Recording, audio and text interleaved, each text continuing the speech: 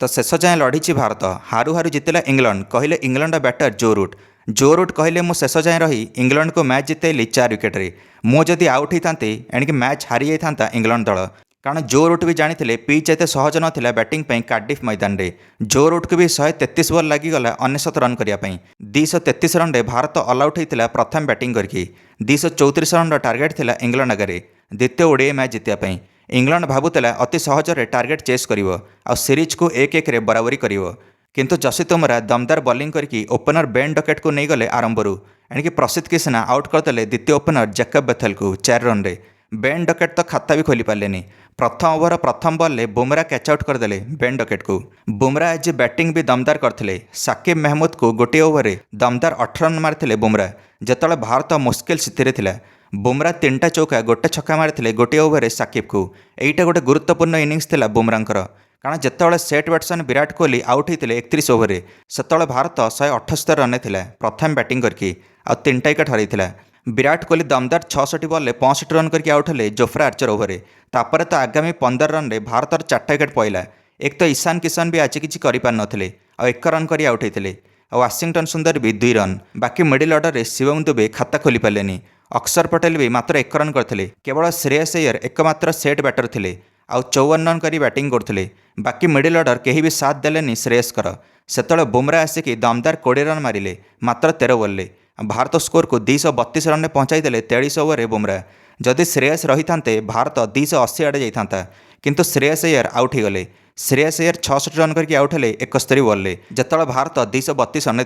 तापर तो श्रेयस गलापर बुमरा को स्ट्राइक मिललानी आ शेष विकेट उपर प्रसिद्ध किसना सीधा क्लीन बोल्ड हेले भारत 233 रन ऑल आउट होगला केवल श्रेयस अय्यर और विराट मिसिकी सर्वाधिक 131 रन जोड़िले भारत पर प्रथम इनिंग सरला सोशल मीडिया एणिक रोहित शर्मा को नीचा देखाला बड़ बड़ न्यूज चैनल द्वारा कहला रोहित शर्मा फ्लॉप हेले द्वितीय ओडीआई मैच रे एणिक समय पलि आछि रोहित को अवसर नापाई मात्र 26 रन करिले रोहित शर्मा 47 बॉल रोहित आग भली आक्रमक बैटिंग करिबारे विफल होउचंती यह सब खबर प्रचारित है सोशल मीडिया रे खबर एत द्रुत गति प्रचार है जे एणिक कमेंटेटर पाखक खबर पहुँचीगला विराट कोहली रोहित शर्मा बुमरा एणिक निराश थे ये खबर जाणिकी कारण विराट रोहित बुमरा जानी पिच एत सहज नुहे बैटिंग जी भावुंट न्यूज वाला एणिक ईशान किशन भी फ्लॉप मारी शिवम दुबे अक्षर पटेल वाशिंगटन सुंदर भी एणिक खेल विफल हेले कार्डिफ्र मैदान में किंतु केवल टार्गेट कराला रोहित शर्मा को एणिक कमेंटेटर रवि शास्त्री कहले एणिक खबर सब भ्रमित प्रचार होउची एणिक किछि भी सत्यता नाही खबर रे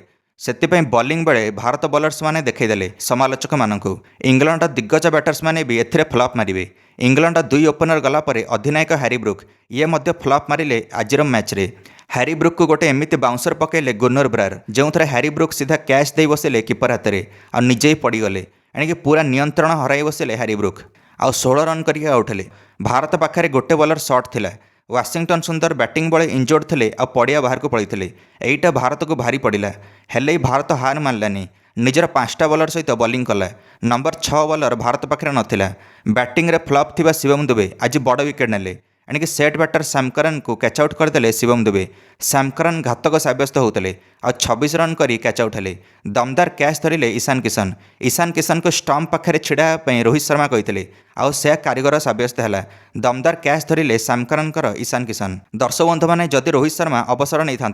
ताले फील्डिंग बेले कौन पर उपदेश दी था ईशान किशन को कि सुमन गिल को विराट और बुमरा मध्य जोश रे थिले प्रत्येक विकेट गलापर ईशान तो कहले अक्षर पटेल को स्टंप लाइन में बॉल पकाओ बॉल यू बुलव और स्पिन हो एणिक सीधा बोल्ड होइजिबे जोश बटलर और से है जोश बटलर को एणिक स्टंप लाइन में बॉलिंग पकेले अक्षर पटेल और सीधा जोश बटलर बोल्ड होगले ईशान किशन कहले यही जिनसटी कही आ देख बटलर बोल्ड होगले भारतर जो मैंने फ्लॉप होते बैटिंग रे से माने बॉलिंग और फील्डिंग रे दमदार इच्छा प्रकाश करते भारत को मैच जितने से ईशान हुंतु कि शिवम दुबे कि अक्षर पटेल जो रूटी एकमात्र सेट बैटर रही जाते इंग्लैंड जिते 5टा विकेट हराई सारी अधिनायक सुमन गिल भी जोश रे थिले बटलर गलापर सुमन भी जानी एवं जो रूट्र विकेट गला माने भारत मैच जितब जो रूट 82 बॉल 53 रन कर बैटिंग करते रोहित शर्मा भी जानी जो रूट्र विकेट गुरुत्वपूर्ण किंतु जो रूट विल जैक्स भितर एवं 50 रन पार्टनरशिप होगला एणिक सुमन गिल भी भावुले वाशिंगटन सुंदर इंजोर्ड नथिले आ गोटे अतिरिक्त बॉलर भारत पाखे था आ कारीगर सब्यस्त होता